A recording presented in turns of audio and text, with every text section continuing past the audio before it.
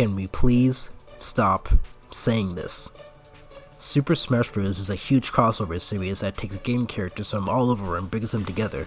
You've got icons like Mario, Link, and Samus going up against Ice Climbers, Diddy Kong, and Joker.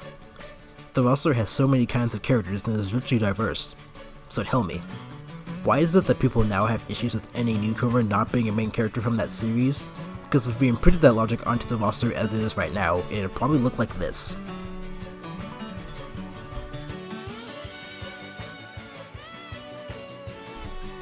And you'll notice that I didn't cross off any Fire Emblem characters. Well, that series is what I'm going to use to discuss most of my thoughts on this topic. Now let me be absolutely clear.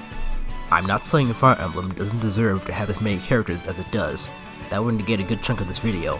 Because in my opinion, no series should have any arbitrary limit on how much content they can have in Smash. This goes from Mario and Fire Emblem down to Earthbound and even Ice Climbers. If a series has more content that can be shown, there shouldn't be a ban limit at any point. There is something to be said about how some series get more representation than others, which is a big subject of debate, but no series should just stop getting more representation if they can still have something to show in Smash. Anyway, back to Fire Emblem. I didn't cross any of them out since they're all the protagonist or close to one of their respective games, and I can understand that this makes them reasonable choices if you're looking for recognizability for fighters. But here are my issues with this concept. First, with the exception of Marth, who I don't even think actually appears in another mainline game, it's just Lucina impersonating him to inspire people, none of these characters have been in more than one mainline game to my knowledge. And there's nothing wrong with that, but that's the exact circumstance for any character who's not a main character to have this not a main character rebuttal thrown at them. The fact that they've only appeared once or twice in the entire series. But just because a character isn't a main one doesn't mean that their few appearances are any less memorable. And after the first few characters of a series get in, being the main character shouldn't be given precedent over all the other characters in the different games. At least in my opinion, you only need a couple main characters for each series to get a general feel of it, and then afterwards you can branch out to cover more distinct characters that aren't as reoccurring. Another problem that I have with the main character idea that relates to Fire Emblem but also applies to any series is going only with the main characters limits the representation of said series.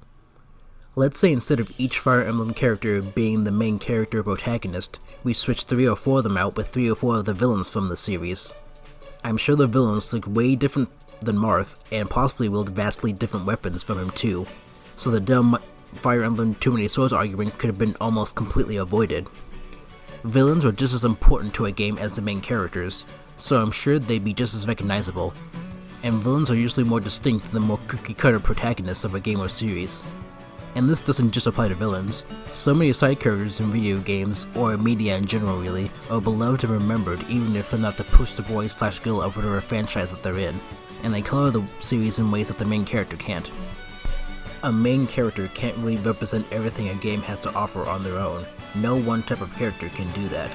It's all these different characters and gameplay elements coming together to make a game what it is. So if you only go with one specific character type and representing something, it's going to be a skewed representation. That's why even though they're all the same character line, being loved at Fire Emblem is an unfair generalization. Given that Smash only goes with the main characters as fighters, it makes sense that people come to that conclusion when the Fire Emblem main characters mostly consist of avatar characters. I mean, it arguably took 2 to 3 entries in Smash for a Fire Emblem character to have multiple weapons when that's a core concept of the main series. Can you really only blame people who don't play Fire Emblem for not knowing this when it took that long for Smash to rectify this? One final point that relates to Fire Emblem is the structure of different game series and the characters within. Now the most common point I hear about all the FE characters in Smash is that they have new characters every title, and thus also have new main characters each time too. So doesn't FE want getting more newcomers based on this fact, since it should include these main characters in order to represent these different games within these completely different casts? Now remember, I'm not saying that Fire Emblem shouldn't have as many fighters as it should, and what I'm about to go into next isn't an attempt to say that they shouldn't have been given these characters in the first place or anything like that. Also be aware that this section in particular is going to be extremely subjective, so bear with me. But these are the reasons why I find this to be, honestly, the worst justification for this train of logic in turn to Smash newcomers needing to be the main characters of a series. Number 1. Not many series change their entire roster every title, so it feels like a bit of an unfair advantage to the series that do. Just because other series don't rotate their entire cast each and every game, doesn't mean that the ones that do should be given precedence over them. It gives those series more characters to choose from and a greater chance of getting a character, which is fair, but they shouldn't be given the forefront based on that fact alone. 2. Most of the game series do include new characters in most entries, so just because they don't also change their main characters doesn't really devalue the new characters that are there. And number 3, while the main characters do change every title, at least when I look at Fire Emblem, the general feel of the games don't. I mean, the stories and circumstances change a lot, but the general gameplay of the series, which is commanding an army in olden times, is still consistent for the most part. While series like Zelda and Mario have recurring characters, the feel between games differ a lot at times. One game in Zelda, you're trying to defeat Ganondorf by traveling back and forth through time. The next you're in a strange land that's about to have a moon dropped on it, and you need to use Mass to transform into different creatures to complete your quest. Also, Zelda and Ganondorf, the other two main characters of the series, aren't even present in Majora's Mask. One game in Mario, you're trying to save Peach in the Mushroom Kingdom, the next she's lost in space. While the core concepts of these series also stay the same for the most part, these entries with vastly different scenarios in terms of aesthetics and sometimes gameplay mechanics are seen as part of the same series because the main characters are the same, and they interact with these vastly different setups which give them their unique feel. If these games didn't have the same couple of characters, some of these games could have been their own standalone things not really connected to any series.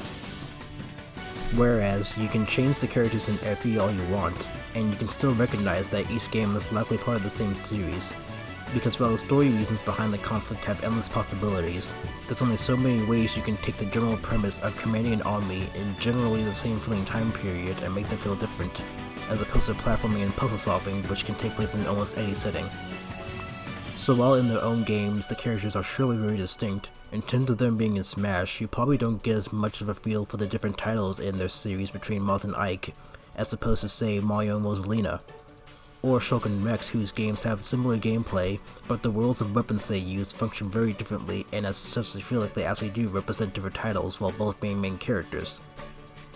Byleth is one of the few FE characters in my opinion that does buck this notion, because he uses different weapon types, and those weapons are the relics which are exclusive to 3 houses. Now moving on from Fire Emblem, because I don't hate the series guys, I promise. I play 3 houses and I think it's great, it's just that the series is important to the point I'm trying to make. Like I said before, no series should be barred from getting more fighters in Smash just because the most prevalent characters from that series are already present.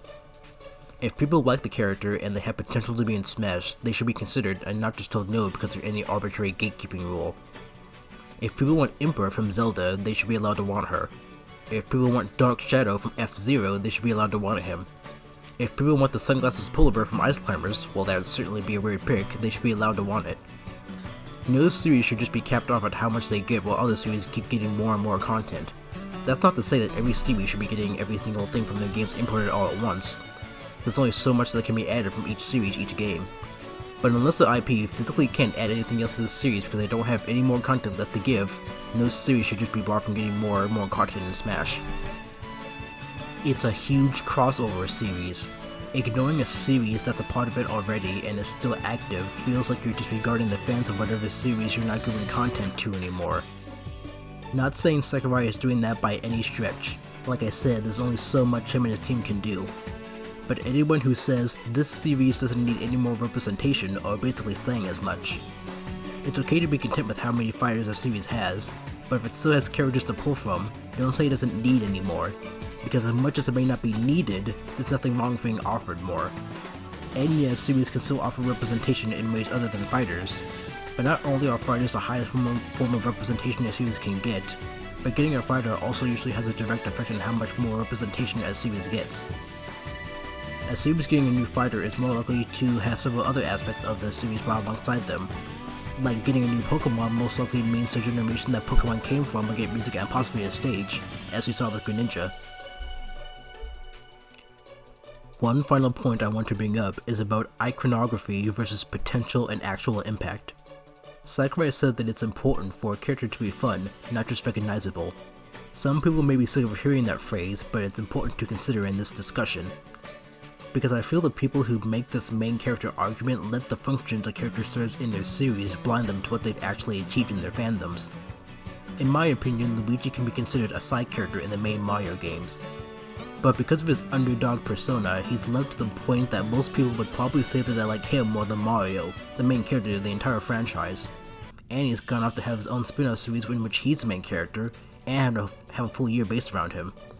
Functionally in the games, Luigi isn't the most well-liked, but in audience appeal, he's way up there. And that's the case for a lot of side characters in many game franchises. Luigi, Daisy, Tingle, Skull Kid, Bandana Waddle Dee, Dark Pit, Dixie Kong, Geno, Claptrap, Roxas. So many of these characters may not have been one of the main characters of the series they come from to start with, but they can be just as well known and liked, and sometimes they can go off to be the star of their own games in the series as well. People like these characters for who they are and the impact they had on them, not just for what they're meant to be for their series. So just because the characters people discuss aren't the most brand important characters to a series doesn't mean that they won't be effective as potential newcomers. So don't go discouraging people for hoping they get in. You can have an informative discussion on why they may not be likely, but just shutting down the possibility entirely because the character in question isn't a main character is just dumb. In conclusion, side characters have just as much of a place in Smash as main characters do. Both the ones that are already in the game, and therefore any new ones should be just as valid. Going with just the main characters really only makes sense for when you're trying to introduce a new series into Smash. After that, they shouldn't be the main priority or a marker of once they're all there that series doesn't need any new fighters. There's more to all these different series than just the main characters, and there's more to Smash than just getting the most important people in a franchise. You can't celebrate all of gaming if you choose to outright ignore parts of it because of any arbitrary notion like this. I hope I could get my point across on this argument effectively. There are definitely a few points here and there that I don't expect everyone to agree with me on, but I hope for the most part you get where I'm coming from.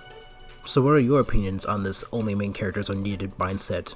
Or is there another notion about what people believe all Smash newcomers must have in order to qualify as legitimate characters to run Smash that you have more of an issue with? Leave a comment down below, and until next time, I'm warping out. Bye!